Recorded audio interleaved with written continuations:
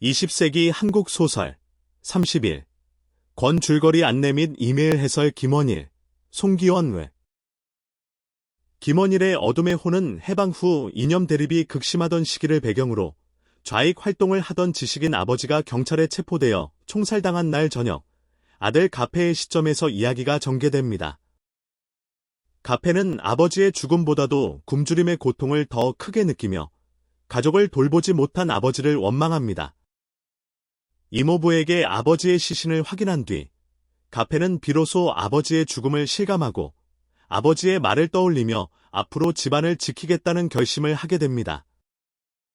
이 작품은 분단의 비극과 이념의 허구성, 그리고 고통스러운 현실을 극복하려는 의지를 담고 있습니다. 김원일의 미망은 일제강점기와 해방, 6.25 전쟁을 거치며 가족이 겪는 상처와 갈등을 그린 소설입니다.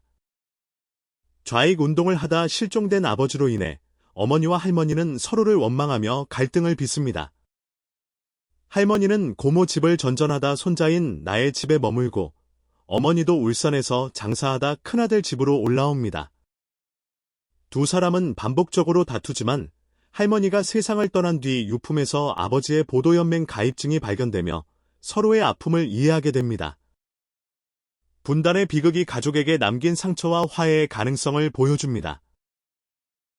김원일의 마음의 감옥은 1980년대 사회변혁기 소규모 출판사를 운영하는 나가 운동권 활동으로 투옥된 동생 형구의 병세악화 소식을 듣고 병원을 찾으면서 시작된다. 형구는 노동운동과 빈민운동에 헌신하다 감옥 생활과 병으로 위독해진다. 가족과 동료들은 형구를 병원에서 빈민촌으로 옮겨 장례라도 치르려 한다.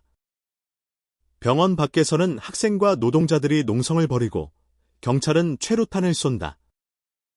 나는 형구를 현실의 감옥에서 구출하지만 결국 모두의 마음에 형구라는 감옥이 새겨졌음을 깨닫는다. 이 작품은 억압과 저항, 가족애, 그리고 사회적 양심을 그린다.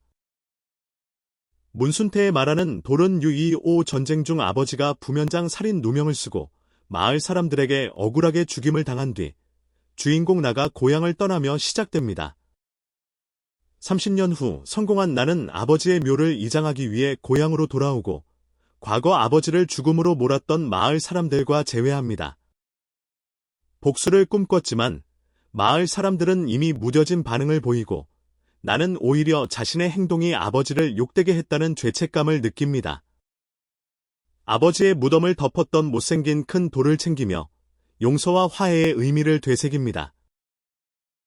송기원의 월행은 6.25 전쟁 이후 좌익 활동으로 가족을 몰살당하고 고향을 떠났던 한 사내가 수십 년 만에 어린 아들을 얻고 고향 한실마을로 돌아오는 이야기입니다. 밤, 달빛 아래 사내는 아버지와 재회하지만 아버지는 그를 쉽게 용서하지 못합니다. 사내는 어머니 묘소 앞에서 속죄하며 오열하고 폐병에 걸린 자신을 받아주지 않는 아버지의 냉정함을 마주합니다.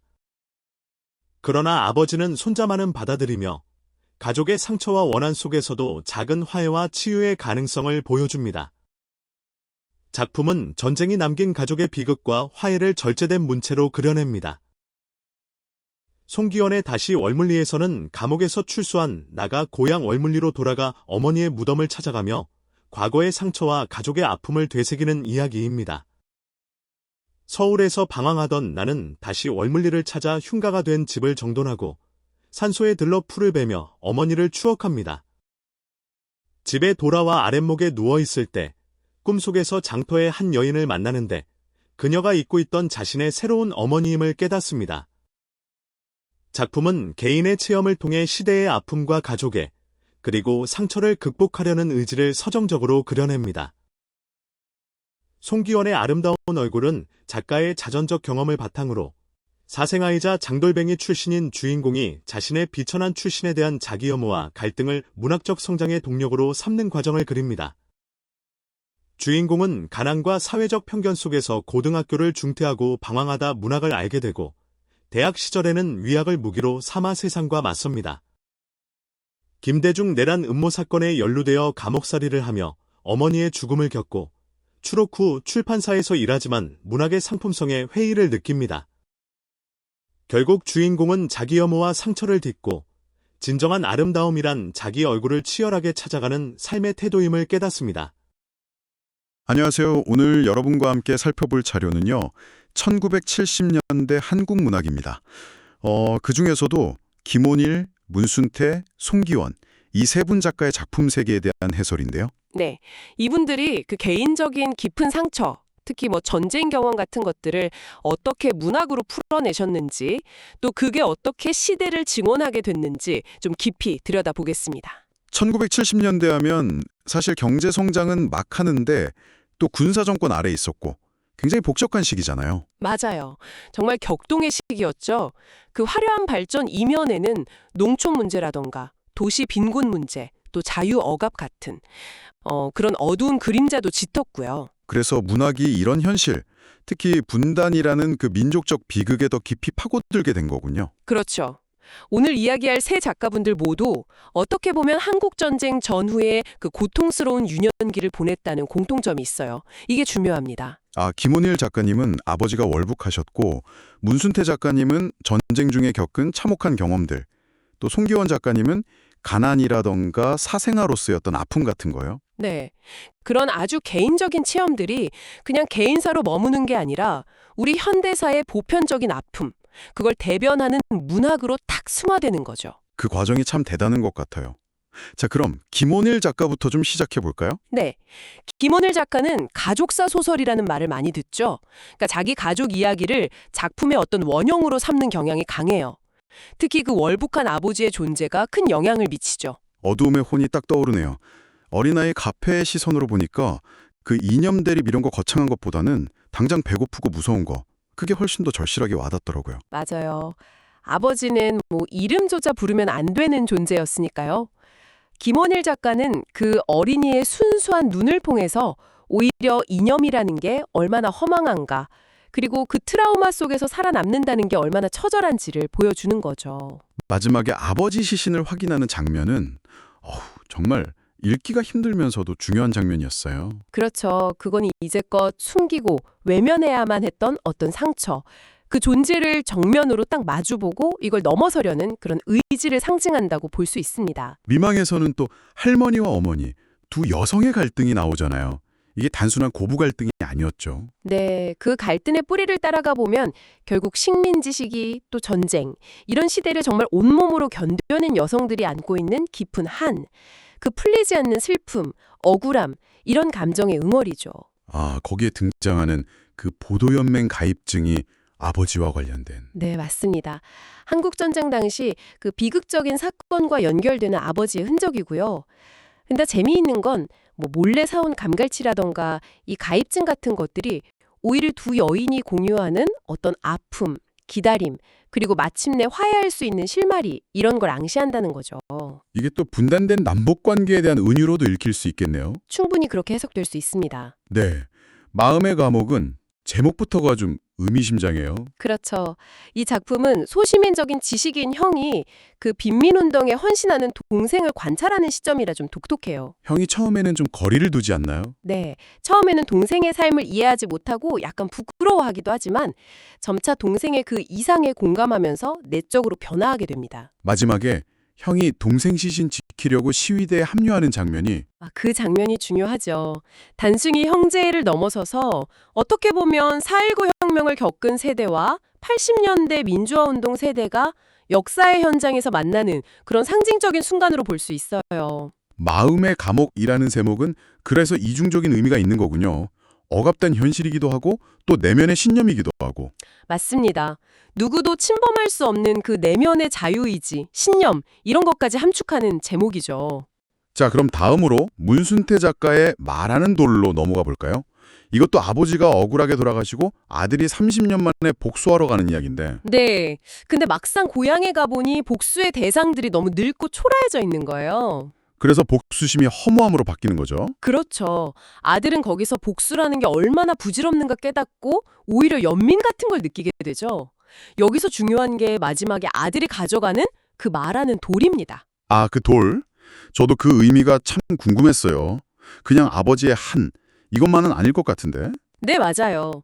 물론 아버지의 그 풀리지 않는 한의 무게를 상징하기도 하지만 동시에 복수를 넘어서는 어떤 용서나 화해의 가능성 이런 걸 내포하고 있다고 봐요. 더 나아가서 민중의 생명력까지도요? 네, 그 질곡의 역사를 묵묵히 견뎌온 민중들의 끈질긴 생명력, 또 삶의 지혜 같은 것들.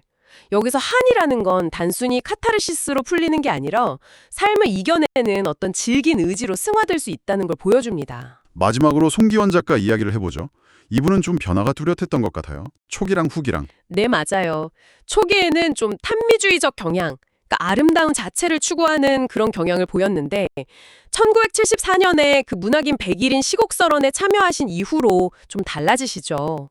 그 유신체제 하에서 문인들이 자유를 외쳤던 그 선언 말씀이시죠? 네, 그 이후로는 이제 현실 참여적인 작가로 변모하게 됩니다. 몰행 같은 작품을 보면 전장으로 인한 가족 공동체 파괴 이런 걸 다루고요. 그렇죠. 20년 만에 돌아온 아들을 아버지가 선뜻 받아들이지 못하고 손자만 데려가는 그 결말이 좀 복잡한 감정을 주더라고요. 쉬운 화해가 아니라 상처가 그만큼 깊다는 걸 보여주는 것 같기도 하고. 네, 동시에 또 미래 세대를 통해서 이 비극을 넘어서려는 어떤 의지도 보여주는 그런 복합적인 장면이라고 할 수 있습니다. 다시 월문리에서나 아름다운 얼굴은 자존적인 색채가 훨씬 강하다고 들었어요. 네, 맞아요. 다시 월문리에서는 이제 감옥에서 나온 작가 본인이 어머니의 그 한많은 삶과 죽음을 되새기면서 내면적으로 화해하는 과정을 그리고요. 아름다운 얼굴은 정말 고백적이더라고요. 그렇죠. 사생아로서 겪었던 그 극심한 자기 혐오, 고통 이런 걸 정말 솔직하게 드러내면서 역설적이게도 그 추함마저도 문학의 자양분이 되고 아름다움의 기초가 될 수 있다. 이렇게 고백하는 작품입니다. 이게 또 중요한 전환점이 되죠. 이 세 분 작가님들, 김원일, 문순태, 송기원 작가님 모두 최근까지도 계속 작품 활동을 하고 계시잖아요. 네, 맞습니다. 김원일 작가님은 인혁당 사건을 다룬 푸른 호늘, 문순태 작가님은 41년생 소년 같은 성장담을, 송계원 작가님은 고향 사람들 이야기를 담은 사람의 향기 같은 작품들을 꾸준히 발표하시면서 각자의 문학 세계를 계속 심화시키고 계시죠. 정말 평생에 걸쳐서 한 주제를 깊이 파고드시는 모습이 대단하신 것 같아요. 그렇습니다. 세 분 모두 어떻게 보면 자기 개인적인 체험이라는 그 깊은 우물에서 길어 올린 이야기로 한국 현대사의 아픔, 특히 분단의 비극을 증언하면서 우리 문학의 지평을 넓혀오신 분들이죠. 오늘 이렇게 쭉 이야기를 나눠보니까 이 작품들이 단순히 과거 기록이 아니라는 생각이 드네요. 여전히 우리 안에 남아있는 어떤 상처, 기억들을 계속 돌아보게 만드는 것 같아요. 네.